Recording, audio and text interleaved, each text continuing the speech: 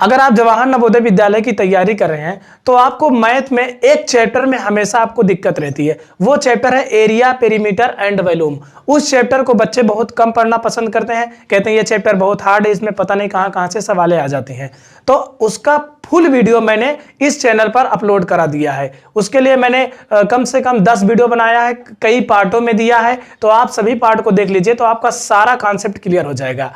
आज की इस वीडियो में एरिया, पेरीमीटर एंड वॉल्यूम की सवाल में से आपको एक टॉपिक पढ़ाने वाला हूं जिसका नाम है ट्रायंगल।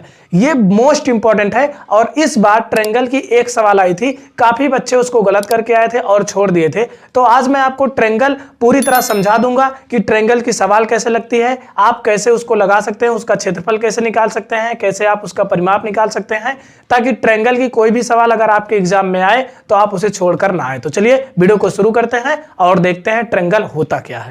तो देखिए, सबसे पहले हम समझते हैं कि ट्रायंगल होता क्या है। देखिए, आपको बहुत बेसिक से बताने वाला हूं। इस वीडियो को अगर आपने पूरा देख लिया तो 100% आपको त्रिभुज की और कोई वीडियो नहीं देखनी पड़ेगी। आप यकीन मानिए कि अगर आपने इसको पूरा देखा है तो आपके इसमें से अगर क्वेश्चन आए नवोदय विद्यालय में तो आप छोड़कर नहीं आओगे, 100% छोड़कर नहीं आओगे, आप उसको देखते मान तुरंत कर दोगे। चलिए शुरू करते हैं। देखिए, जैसे मान लीजिए हमने एक लाइन खींचा तो इसे कहेंगे रेखा। क्या कहेंगे? रेखा। अगर मान लीजिए एक लाइन और खींचा, इससे तीर लगा दिया, लाइन खींचने के बाद तीर लगा दिया तो इसे हम कहते हैं किरण। क्या कहते हैं? किरण। अब उसके बाद फिर हमने एक लाइन खींचा, यहां पे हमने दो बिंदु से दर्शा दिया, एक यहां पर एक यहां पर, ए और बी, इसे हम कहेंगे रेखाखंड। क्या कहेंगे? रेखाखंड। उसके बाद हमने एक रेखा और खींच दिया और एक ऐसे हमने ऊपर खींच दिया। ठीक, दो रेखा हुई, एक रेखा ये हुई, एक रेखा, दोनों को मिला दिया। इसके बीच में जो झुकाव होता है, ये झुकाव है, उसे हम कहते हैं कोण। क्या कहते हैं? कोण। अंग्रेजी में एंगल होता है। ठीक है, तो इसकी कोण की डिफिनीशन क्या बनती है? दो रेखाओं के बीच में बने झुकाव को कोण कहते हैं। बने झुकाव को कोण कहते हैं। अब आगे आते हैं। एक रेखा हमने ये खींचा, एक रेखा हमने ये खींचा, एक रेखा हमने ये खींचा। कितनी रेखाएं हुई? 3 रेखाएं। इसको मिला दिया यहां पर, इसको मिला दिया यहां पर, इसको भी मिला दिया यहां पर। ठीक है, तो देखिए भाई, अब इसको मिलाने के बाद इसमें कितनी रेखाएं थी? 3 रेखा। एक ये रेखा थी, इसे हम भुजा भी कहते हैं। एक ये रेखा थी, इसे भुजा कहते हैं। एक ये भी रेखा थी, इसे भी भुजा कहते हैं। आप भुजा कहिए या रेखा कहिए। 3 रेखा खंडों से, क्या कहोगे? 3 रेखा खंडों से घिरी हुई बंद आकृति त्रिभुज कहलाती है। 3 रेखा खंडों से घिरी हुई बंद आकृति त्रिभुज कहलाती है। देखिए, बंद है, 3 रेखा है। अब जो इसके आप मुंडी को मिलाए हो, मतलब इसके दोनों के सिर को मिला, उसे शीर्ष कहेंगे। क्या कहेंगे? शीर्ष। ये हुआ शीर्ष, ये हुआ शीर्ष। तो जब आप इसके तीनों को मिलाएंगे, जैसे इसका सिर मिलाओगे, शीर्ष शीर्ष शीर्ष, तो त्रिभुज में 3 शीर्ष भी होते हैं, 3 भुजाएं भी होती हैं। अब देखिए, आप अभी हमने बताया 2 रेखाएं जाएंगी, इनके बीच जो झुकाव होगा उसे हम एंगल यानी कोण कहते हैं। 2 रेखाएं, एक ये, इनके बीच झुकाव हुआ, इनके बीच झुकाव हुआ, इनके बीच भी झुकाव हुआ, तो इसे हम कहेंगे कोण। क्या कहेंगे? कोण। कोण। तो त्रिभुज में हमें क्या पता चला? क्या पता चला? कि त्रिभुज 3 रेखा खंडों से घिरकर बनी है। त्रिभुज में 3 भुजाएं होती हैं, 3 कोण होते हैं और 3 शीर्ष भी होते हैं। तो त्रिभुज में 3 भुजाएं, 3 कोण, 3 शीर्ष होते हैं। अब एक चीज और हम जानेंगे, त्रिभुज के तीनों कोणों का योगफल, यहां यहां यहां, तीनों कोणों का सम जो होता है, तीनों कोणों का योगफल 180 अंश होता है। ऐसा भी आप कर सकते हो, ए, इसको मान लीजिए बी, इसको मान लीजिए सी, मतलब कोण ए प्लस कोण बी प्लस कोण सी बराबर 180 अंश होता है। तो हम क्या समझे कि त्रिभुज के तीनों एंगल, मतलब कोण ए, कोण बी, कोण सी, तीनों एंगल को हम सम करेंगे, जोड़ेंगे तो 180 अंश आता है। ठीक है, अब एक चीज और जानिए आप, जैसे इस त्रिभुज को हम क्या कहेंगे? इसे हम इक्विलेटरल ट्रायंगल यानी समबाहु त्रिभुज कहते हैं। क्या कहते हैं? समबाहु त्रिभुज। इसका नाम है समबाहु त्रिभुज। समबाहु त्रिभुज। लेकिन सबसे पहले हम बात करेंगे त्रिभुज की, कि त्रिभुज के फार्मूले क्या होते हैं। उसके बाद आप सवाल तो एकदम हवा में लगाओगे। देखिए, जैसे इधर हम बात कर लेते हैं, इसको हम इरेज कर देते हैं। जैसे मान लीजिए त्रिभुज, ये है त्रिभुज, समबाहु त्रिभुज। एक ऐसे सिंपल लाइन खींचिए सीधी सीधी, और एक ऐसे आप लाइए, एक ऐसे, और इसको मिला दीजिए। ए और यहाँ पे हम मान लीजिए बी, यहाँ पे सी, ए बी सी। ये भी त्रिभुज है, ये भी एक त्रिभुज है, लेकिन ये समकोण त्रिभुज है। समकोण क्या होता है? जिसपे एक कोण 90 अंश हो, जिसमें एक कोण 90 अंश क्या होता है? जो एकदम स्ट्रेट लाइन बनाता है, सीधा ऐसे जाता है, वही 90 अंश का कोण है। तो इसमें जो सबसे बड़ी भुजा होती है उसे हम कहते हैं कर्ण। क्या कहते हैं? कर्ण। ठीक है, इसे हम कहेंगे लंब और इसे कहेंगे आधार। ठीक है, क्या कहेंगे? आधार। ये परपेंडिकुलर है, ये बेस है, ये हाइपोटेनियस है। इंग्लिश में परपेंडिकुलर, फिर हाइपोटेनियस, बेस। ठीक है, आप ये भी एच कर सकते हो। ये पी है, ये एच है, ये क्या है? बी है। बेस मतलब आधार, परपेंडिकुलर लंब, हाइपोटेनियस कर्व होता है। अब जो ये त्रिभुज है, इसमें इसी का हमें काम करना है टोटल, क्योंकि इसी से सवाल आती है। उसमें पूछता है कि जो ये लंब है इसे हम ऊंचाई भी कहते हैं। इसे हम क्या कहते हैं? ऊंचाई, हाइट भी कहा जाता है इसे। ठीक है, आप इसको ध्यान रखेंगे। ऊंचाई को यस से लिखते हैं, हाइट होता है। ठीक है, इसे ऊंचाई भी कहा जाता है। अब यहाँ पर मेन कॉन्सेप्ट यहीं पर है। ये जो कर्ण है, ये कहता है, ये कर्ण क्या कहता है कि हमको स्क्वायर कर दीजिए। क्या कहता है? हमको स्क्वायर कर दीजिए, मतलब हमको दोगुना कर दीजिए, अपने का दोगुना स्क्वायर कर दीजिए, और तू दोनों जने, मतलब आप दोनों लोग अपने का स्क्वायर कर दिया और एक हो जाओ, दोनों लोग एक हो जाओ, फिर भी हम अकेले रहा, अकेले बराबर रहा। कैसे? नहीं समझो। जो ये कर्ण है, ये कहता है कर्ण कि हमको स्क्वायर कर दीजिए। इसका स्क्वायर कर दिया हमने, और कहता है कि आप दोनों लोग स्क्वायर के जुड़ जा। आधार, जो आधार है, ये आधार इसको स्क्वायर कह रहा आप खुद का स्क्वायर हो जाइए, और लंब को कहता है आप भी खुद का स्क्वायर हो जाओ। दोनों लोग मिल जाओगे तो हम अकेले स्क्वायर के बराबर रहेंगे। ठीक, मतलब कि ये जो कर्ण है, ये कहता है कि दोनों भुजाओं के वर्गों का योग करो और हमारा अकेला वर्ग कर दो। इन दोनों को वर्ग करके जोड़ दो और हमारा अकेला वर्ग करके जोड़ दो, तब हम इनके बराबर रहते हैं। तो यहां से आप ये समझे कि जो कर्ण होता है ये सबसे बड़ी भुजा होती है। कर्ण का स्क्वायर होता है आधार का स्क्वायर प्लस लंब का स्क्वायर, मतलब इन दोनों भुजाओं को वर्ग करके जोड़ोगे तो कर्ण अकेले के स्क्वायर के बराबर होता है। अब यहां से अगर हम चाहें तो स्क्वायर हटा भी सकते हैं। कैसे? कर्ण बराबर, इधर हम स्क्वायर अगर हटाएंगे तो उधर रूट लग जाएगा। ठीक, ये फिर इधर आ जाएगा, तो फिर वैसे आधार को हम ऐसे लिखेंगे, आधार का स्क्वायर प्लस लंब का स्क्वायर। ठीक है, ये हमारा कर्ण का फार्मूला हो गया। अब मान लीजिए, सपोज कीजिए, एक चीज हम आपको और बता देते हैं, उसके बाद हम आपको कुछ बहुत अच्छा चीज बताने वाले हैं जिससे कि आप सारा काम कर लीजिए। जैसे कभी कभी सवाल में आता है कि इसमें आपको कर्ण दिया रहेगा। जैसे मान लीजिए कह दे कि ये 13 है, कर्ण कितना है? 13 सेंटीमीटर, इसकी जो लंबाई है वो 13 सेंटीमीटर है, और इसकी कह दे कि जो लंबाई है 12 सेंटीमीटर है। आप आधार बताइए कितना सेंटीमीटर होगा, ये बताइए कितना सेंटीमीटर होगा। अगर मान लीजिए यही कह दे कि ये इसके जगह पे इसको 12 दे दे, कह दे लंब बताइए कितने सेंटीमीटर होगा, या फिर ये दोनों दे दे, कह दे कर्ण कितने सेंटीमीटर होगा, तो आप यही निकालना सीख जाइए, सारा काम आसान हो जाएगा। तो देखिए, अगर हमें कर्ण निकालना है तो आप कर्ण का फार्मूला लगाएंगे।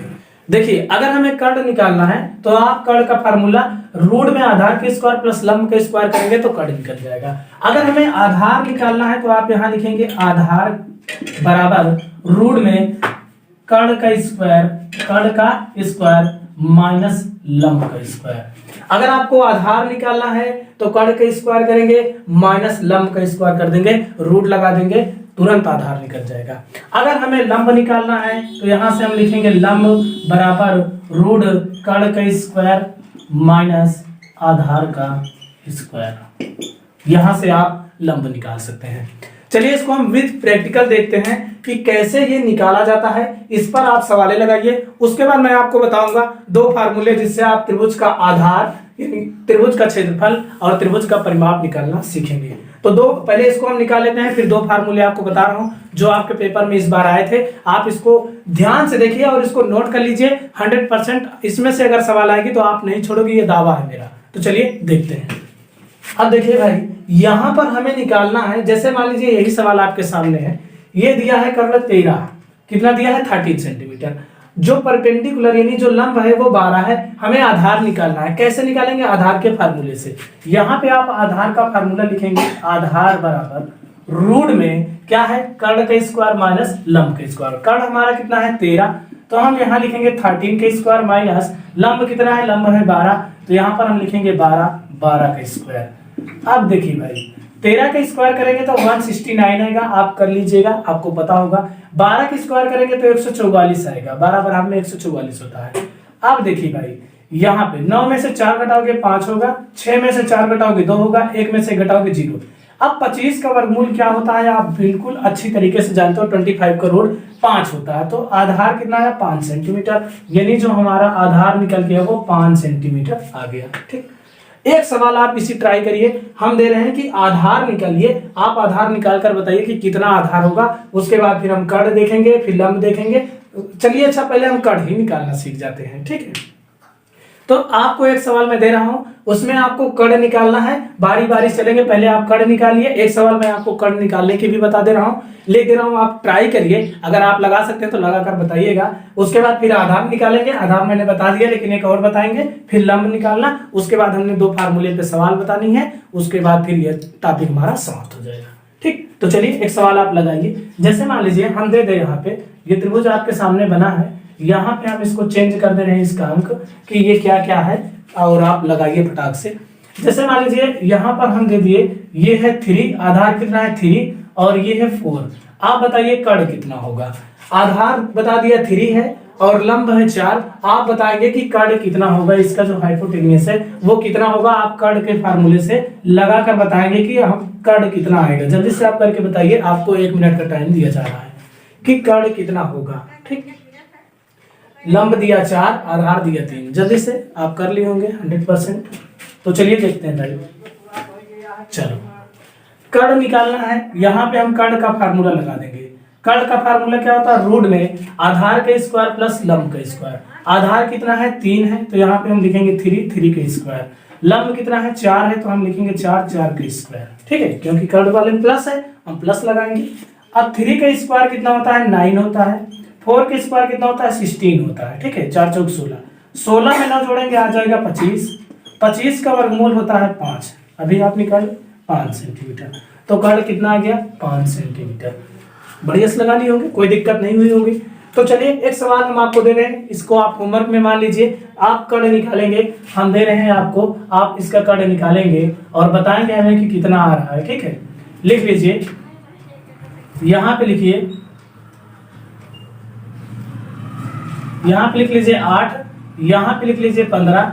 आप कड़ निकाल कर बताएंगे कि कितना होगा। लंब है 15, आधार है 8, आप बताएंगे कड़ कितना होगा। ये आपका वर्क है, आप इसे कमेंट में बताएंगे कि कड़ कितना होने वाला है। अब हम दूसरे टाइप की आधार देखने वाले हैं कि आधार कैसे निकाला जाता है। आप इसे करके कमेंट में खट से बताइए कि कड़ कितना होगा। ये आधार 8 है, ये कड़ लंब जो है 15 है, कड़ बताना है कितना है। अब हम आधार की सवाल देखने वाले हैं, एक टॉपिक हमारा समाप्त। चलिए भाई, चलिए अब आप इसको लगा लिए होंगे। अब एक सवाल हम दे रहे हैं, आप आधार निकालिए। देखिए ये कड़ जो है इसको हम बता दे रहे हैं, ये है 29 सेंटीमीटर, जो हमारा कड़ है कितना है 29। अब ये है लंब जो है 21 सेंटीमीटर है, कितना है 21 सेंटीमीटर। आपको आधार बताना है कि आधार कितना होगा, जल्दी से बताइए आधार कितना होगा। इसका जो आधार है ये कितना होगा, ये फार्मूला आपके सामने लिखा गया है। जल्दी से आप बताएंगे कि आधार कितना होगा। कड़ दिया है 29, ये दिया है 21। जल्दी से बताइए, आपको 1 मिनट का टाइम दिया जा रहा है, जल्दी से आप करके बताएंगे कि आधार कितना होगा। तो चलिए भाई निकाल लिए होंगे आप आधार। देखिए आधार कितना होगा, आधार बराबर यहाँ पर हम फार्मूला लगाएंगे, रूट कड़ का स्क्वायर। देखो कड़ का स्क्वायर माइनस लंब का स्क्वायर। कड़ कितना है 29, 29 का स्क्वायर करेंगे, माइनस लंब कितना है 21, 21 का स्क्वायर करेंगे। 29 का स्क्वायर करिए भाई, 29 इंटू 29, 9 9 81 हासिल 8, 9 दूनी 18 8 26, फिर 2 9 18, 2 दूनी 4 4 1 5, 1 8 से 14, 5 2 7 1 8, 841 हो गया, माइनस 21 का स्क्वायर 441 होता है। ठीक है, अब देखिए इसमें हम घटाएंगे तो 0, 4 में 4 के 0, 8 में 4 के 4, 400। 400 का वर्गमूल क्या होता है नहीं जानते तो 4 का वर्गमूल 2, 0 0 तो 1 0 आ जाएगा। ठीक, 20। तो आधार कितना आया 20 सेंटीमीटर, मतलब हमारा जो आधार है ये 20 सेंटीमीटर हो गया। ठीक, अब हमारे ख्याल से आप सब जान गए हो। एक लंब निकालने की सवाल देखते हैं, उसके बाद फिर हम आपको बताने वाले हैं 2 फार्मूले, जिसपे आपको पेपर में जो सवाल आती है सेम उस पे आप बैठाने वाले हो। तो बस देख लीजिए 2 सवाल, मतलब एक सवाल लंब की हम लगाएंगे, एक सवाल आप लगाना, उसके बाद 2 फार्मूले देंगे, उस पे एक एक सवाल बताएंगे, बाकी आप तो एकदम लगा देंगे। तो चलिए अब हम लंब निकालना देखेंगे। जैसे मान लीजिए ये दे दे 41 और आधार दे दे 40, तो आप बताइए लंब कितना होगा, लंब कितना होगा। इसका फार्मूला लगा के आप जल्दी से बताएंगे कि लंब कितना होगा। जल्दी से आप बताएंगे कि जो है लंब यानी ऊंचाई ये कितना होने वाली है। तो चलिए आपको 2 मिनट टाइम दिया जाता है, जल्दी से आप करेंगे कि कितना होने वाला है ये, जल्दी से करिए। लंब, तो चलिए भाई लगा लिए होंगे आप। लंब का फार्मूला क्या होता है, देखिए लंब इसका फार्मूला होता है रूट कर्ण का स्क्वायर माइनस आधार का स्क्वायर। कर्ण कितना है हमारा 41, 41 का स्क्वायर, आधार कितना है 40, 40 का स्क्वायर। 41 का स्क्वायर करेंगे 1681 मतलब 1681 आएगा। इसको स्क्वायर करेंगे 1600 आएगा। घटाएंगे 81 बचेगा, 81 का वर्गमूल कितना होता है 9 सेंटीमीटर। तो यानी कि जो लंब होगा वो 9 सेंटीमीटर होगा। यही आपका क्या है आंसर है। अगर आप लगाना चाहें तो मैं आपको एक दे दूं, आप लंब निकालेंगे, लिख लीजिए। अगर आपको निकालना है तो एक सवाल आप लगा के कमेंट में बताएंगे। ये है 37, ये है 37, ये है 35। इसे आप बताएंगे कि लंब कितना होगा। आपका ये वर्क है कि आप बताएंगे कि लंब कितना होने वाला है। ठीक है, तो चलिए अब हम 2 फार्मूले देख लेते हैं जिस पे सवाल पेपर में आती है, उसके बाद सारा काम आपका आसान हो गया। तो चलिए देखते हैं। तो चलिए भाई हम देखते हैं त्रिभुज के 2 फार्मूले कौन से हैं और उसके बाद फिर उस पर हम सवाल लगाएंगे। जैसे पहला फार्मूला है त्रिभुज का परिमाप निकालना। त्रिभुज का परिमाप, अगर हमें त्रिभुज का परिमाप पूछ ले तो हम कहेंगे तीनों भुजाओं का योग, तीनों भुजाओं का योग। त्रिभुज का परिमाप बराबर तीनों भुजाओं का योग। अगर हमें त्रिभुज का क्षेत्रफल निकालना है, त्रिभुज का क्षेत्रफल, त्रिभुज का क्षेत्रफल निकालना है तो हम कहेंगे 1/2 आधार गुणे ऊंचाई, आधार गुणे ऊंचाई। ये त्रिभुज का क्षेत्रफल निकालेगा। ठीक है, तो सवाल ऐसी आती है, जैसे मान लीजिए यहाँ पर कहते हैं कि कर्ण है 29 सेंटीमीटर और लंब है 20 सेंटीमीटर, तो त्रिभुज का परिमाप और क्षेत्रफल बताइए। त्रिभुज का परिमाप और त्रिभुज का क्षेत्रफल बताइए। तो आप कैसे निकालेंगे, एक सवाल हम बता रहे हैं, दूसरी सवाल आप खुद कर लेंगे। जैसे मान लीजिए अब ये दे दिया 29, ये दे दिया 20, हमें आधार नहीं मालूम तो सबसे पहले हम आधार का फार्मूला लगा के आधार निकालेंगे। यहाँ पे हम आधार का फार्मूला लगाएंगे। आधार बराबर क्या होता है, आधार बराबर होता है कर्ण का स्क्वायर रूट में रूट कर्ण का स्क्वायर 29 का स्क्वायर माइनस लंब का स्क्वायर यानी 20 का स्क्वायर। ठीक है, 29 का स्क्वायर कितना होता है, अभी हमने किया था 841 आया था और 20 का स्क्वायर होता है 400। ठीक, अब इसमें घटाएंगे बचेगा 441, क्योंकि 841 में 400 घटाएंगे 441 बचेगा। 441 होता है 21 का वर्गमूल, 21। तो आधार जो हमारा है ये 21 सेंटीमीटर है। अगर आपको वर्गमूल नहीं आता तो हमने उसको पढ़ाया, बहुत अच्छी तरीके से सिखाया। आप जल्दी से जाकर उस वीडियो को देख लेंगे, उसका लिंक आपको डिस्क्रिप्शन में आई बटन में लिंक मिल जाएगा, आप वहां से जाकर देख सकते हैं कि ये कितना होता है, कैसे निकाला जाता है, वर्गमूल क्या होता है, कैसे सवालें लगती हैं।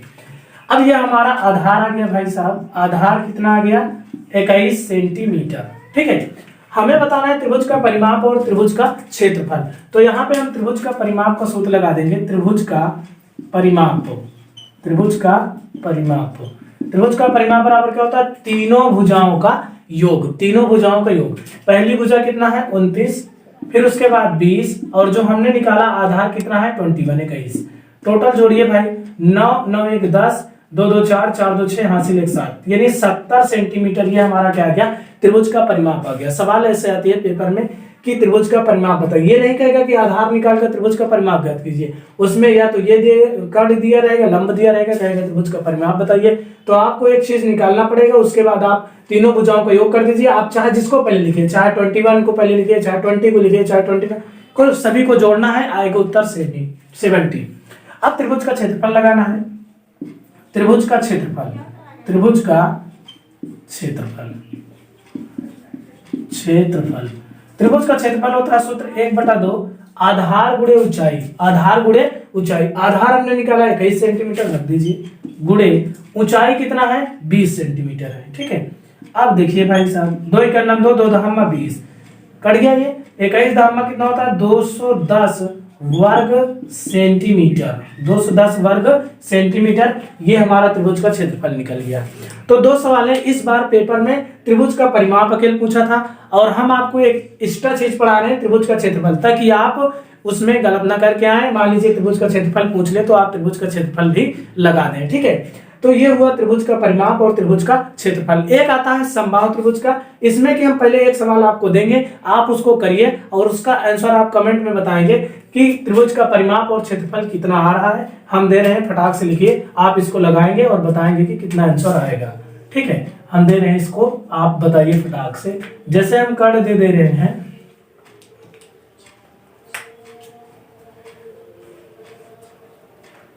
ये है 41, ठीक है, और ये है 40। आधार निकालकर आप बताएंगे कि इसका त्रिभुज का परिमाप, त्रिभुज का क्षेत्रफल कितना होगा। आप इसे कमेंट में बताएंगे कि इसका आंसर क्या होने वाला है, ठीक है। अगर आप चाहते हैं एक आध सवाल और रिवीजन करना तो मैं आपको एक सवाल और दे दे रहा हूं। ये है एक ट्रायंगल ABC, ठीक है। अब इसमें हमने कर्ण को दे दिया 65, ये हुआ 56, ये हुआ हाँ, अब इसे आप निकाल, चलो इसको हम इसको 56 दे दे रहे हैं 56। आप लंब निकालकर बताएंगे कि इसका त्रिभुज का परिमाप और त्रिभुज का क्षेत्रफल क्या होगा। आप इसे लंब निकालकर बताएंगे, त्रिभुज का परिमाप, त्रिभुज का क्षेत्रफल। ये दोनों सवाल आपके लिए वर्क है, आप इसे कमेंट में बताएंगे कि इसका आंसर क्या होने वाला है। एक जैसे मान लीजिए समबाहु त्रिभुज कहे तो यहाँ पे समबाहु त्रिभुज का क्षेत्रफल, समबाहु त्रिभुज का क्षेत्रफल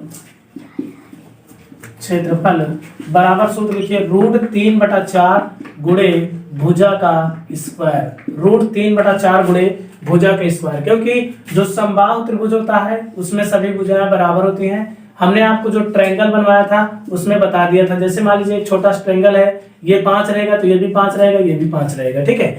तो यहां से अगर मान लीजिए कोई समबाहु त्रिभुज दे और आपसे पूछे कि इसका परिमाप क्या होगा, परिमाप तो तीनों भुजाओं का योग कर सकते हो, 5, 10, 15 हो गया, या फिर आप 3 गुणे एक भुजा लिख सकते हो, परिमाप यही सेम चीज, लेकिन क्षेत्रफल √3/4 गुणे भुजा स्क्वायर होता है, ठीक। इसको याद रखेंगे। एक सवाल आपकी किताब में है, उसको मैं आपको स्क्रीन पर दिखा दूंगा, आप उसे लगा लीजिएगा, ठीक है। तो जैसे मान लीजिए कोई सवाल है, जैसे मान लीजिए यहाँ पर दिया रहे, कह दे कि एक समबाहु त्रिभुज की जो भुजा है वो है 16 सेंटीमीटर। कितना है? 16 सेंटीमीटर। तो आप समबाहु त्रिभुज का क्षेत्रफल बताइए, समबाहु त्रिभुज का क्षेत्रफल बताइए। तो आप क्या करेंगे, सीधा लिखेंगे √3/4, फार्मूले में भुजा कितना है 16, तो 16 का स्क्वायर कर देंगे। √3/4 गुणे 16 को हम 2 बार लिखेंगे, ठीक है, 4 चौक 16, इसको हम गुणा करेंगे 16 चौको 64, आप रूट में नहीं मल्टीप्लाई कर सकते, 64 √3 वर्ग मीटर, ये हो गया समबाहु त्रिभुज का क्षेत्रफल। तो यहाँ पर आपकी जो समबाहु त्रिभुज की सवालें हैं वो समाप्त हो चुकी है। अगर आप एक ट्राई करना चाहें तो आप लिख सकते हैं वर्क में, आपके लिए वर्क दे रहा हूं। ये समबाहु त्रिभुज की भुजा 8 सेंटीमीटर है, 8 सेंटीमीटर है। आप समबाहु त्रिभुज का क्षेत्रफल निकालकर कमेंट में आंसर बताएंगे कि इसका आंसर क्या होने वाला है। उम्मीद है आपको ये वीडियो बहुत पसंद आया होगा और आपका हर कॉन्सेप्ट क्लियर हो गया होगा। आपको कोई भी सवाल में दिक्कत नहीं हुई होगी, आपको कोई भी फार्मूले में ना दिक्कत होगी। अगर वीडियो पसंद आए तो शेयर कीजिए, चैनल पर नए हो तो सब्सक्राइब कर लीजिए। वीडियो देखने के लिए बहुत बहुत धन्यवाद।